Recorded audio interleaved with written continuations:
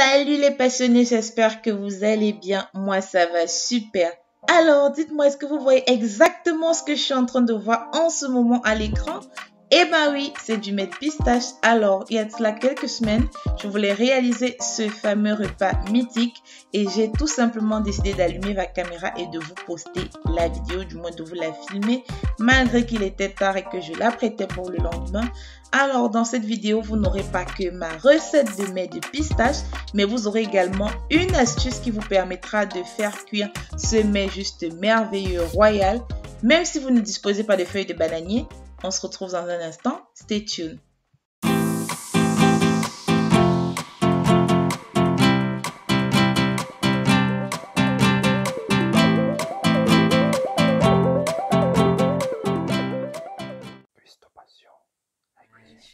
Avant de commencer tout ceci, n'oubliez pas de vous abonner si ce n'est pas encore fait.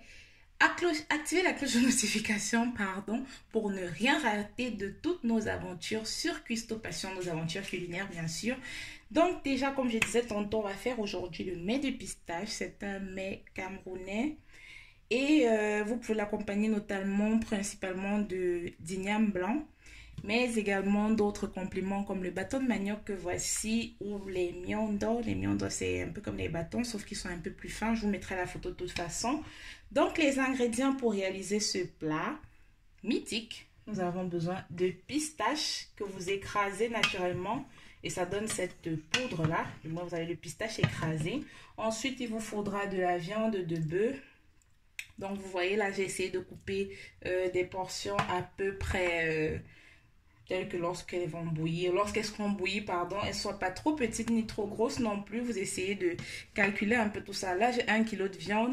Et pour terminer, j'ai également du poisson fumé. Pour moi, c'est de la morue aujourd'hui. On va la ramollir d'ici quelques instants. 2 œufs, du piment, le bâton, on l'a déjà dit, le complément, et du sel. On va perdre de temps les passionnés. J'ai reversé ma viande dans une casserole là. J'ai mis de l'eau. On va tout simplement rajouter du sel et on va la faire cuire. Il faut qu'elle soit bien ramollie à la fin au final parce que nous allons la rajouter lorsque nous allons former le mets. Parallèlement, je vous invite à récupérer également bol, saladier, tout ce que vous avez. Voilà, un récipient creux pour reverser votre poisson fumé.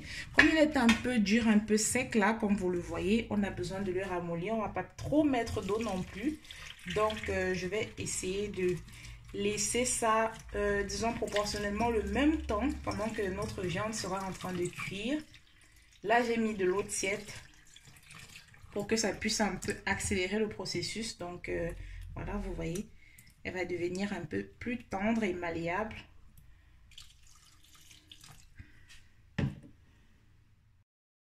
Voilà les passionnés, lorsque vous avez cuit votre viande, comme vous voyez là, j'ai émietté un peu notre poisson fumé. Je l'ai rajouté avec la viande par-dessus.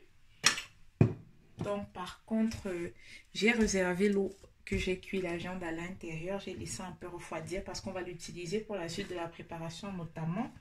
Donc, j'avais précisé déjà au départ que vous devez bien avoir le pistache sous forme du moins bien émietté, pas de boule. Vous évitez autant que possible. Donc là, on va commencer par rajouter progressivement l'eau. Soit si vous n'avez pas, vous avez déjà reversé l'eau de la viande, vous pouvez tout simplement utiliser l'eau du robinet, ça pose pas de problème. Donc là, l'essentiel étant de rajouter au fur et à mesure et de remuer, comme vous voyez faire là.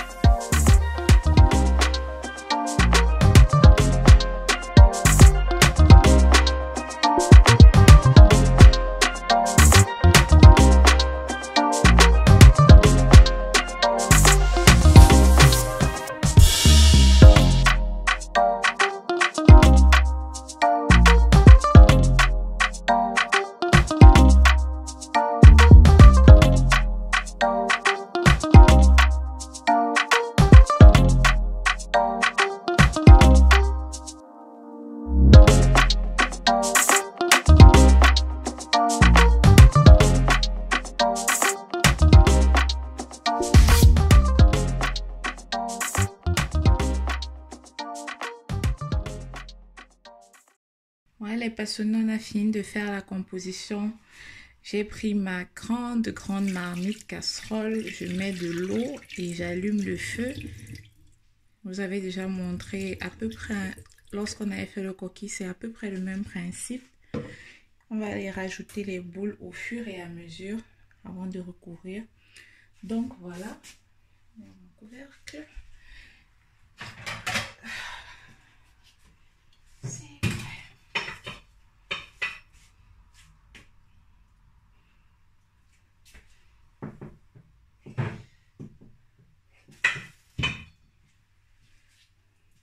Donc on récupère un plat creux, tout comme le titre l'indique, notamment je vous ai adapté la recette comme la plupart des recettes que je vous montre d'ailleurs. Si vous n'avez pas de feuilles de bananier, on le fait avec du papier aluminium. Et vous avez vu là, j'ai récupéré également de l'huile de tournesol, l'huile d'arachide si vous voulez, pour faciliter notamment cette condition là. Moi déjà je ne vais pas faire de très grosses boules, des boules assez moyennes, petites, voilà un peu comme ça. Donc je vais essayer de former là. Ça va être mon intérieur. Je vous montre un peu comment je forme la première boule et le reste ce sera parallèlement toujours le même principe.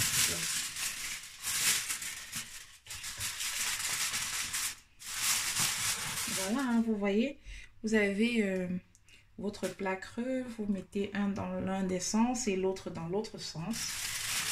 Ils peuvent être de part égale ou bien un peu plus petits comme vous voyez par exemple mon cas là.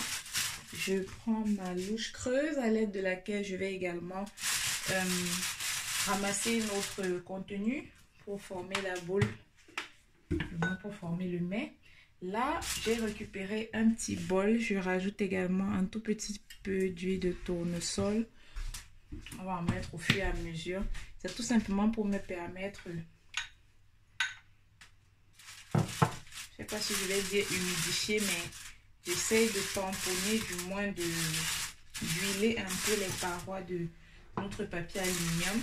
Ça permet notamment lorsque votre mets est cuit de faciliter en sorte que lorsque vous voulez le détacher pour le servir, il peut arriver qu'il colle aux parois. Donc c'est une petite astuce un peu à moi comme ça.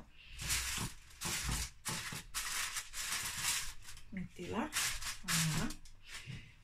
Donc j'essaye de mettre non pas juste dans, vous voyez, le milieu, mais également aussi l'envers, parce que bon voilà, on sait quand il cuit, lorsque vous attachez après au feu, vous pouvez plus contrôler où et comment il va, comment il se disperse, etc.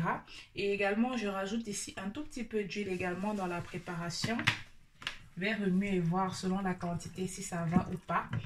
C'est pour toujours pour faciliter cet aspect là, qu'elle ne colle pas trop sur les parois. Ouf, je n'ai pas ouvert.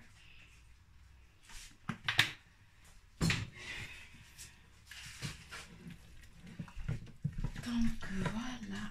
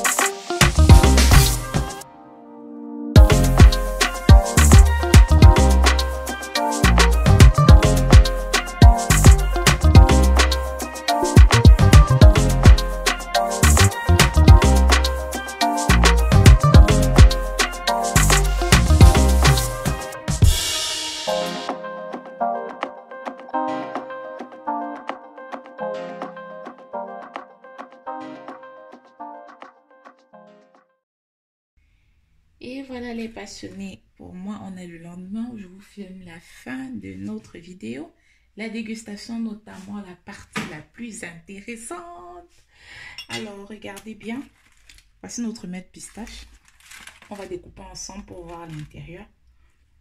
Vous avez vu du fait que nous avons mis de l'huile tamponnée sur le papier alu. Du coup, il n'a pas collé.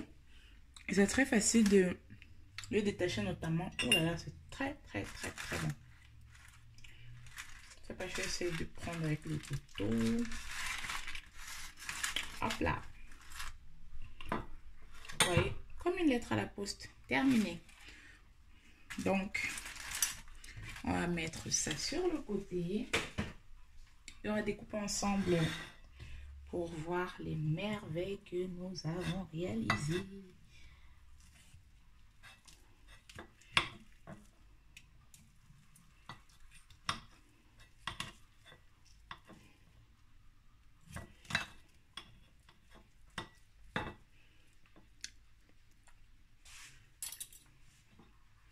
Regardez-moi ça.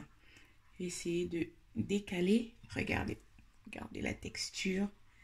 Regardez le goût. Alors, oh là là, je vous dis même pas. J'ai juste mis un petit morceau là dans ma bouche. Mais vraiment, c'était très bon. Oh là là. C'est juste mais délicieux. Je vous demande déjà de ne pas oublier de vous abonner si ce n'est pas encore fait. D'activer la cloche de notification pour ne rien rater des fabuleuses aventures culinaires sur votre chaîne Custo Passion. N'oubliez pas de liker la vidéo, de partager. Taguez-moi également sur les différents réseaux TikTok et Instagram lorsque vous faites mes recettes pour que je puisse vous repartager notamment. Je vous dis à la prochaine. J'espère que cette vidéo vous aura plu et que vous êtes assis au bord d'un délicieux mets pistache ou alors que vous le planifiez du moins. On se revoit quant à nous dans la prochaine vidéo. Je vous dis déjà ciao ciao.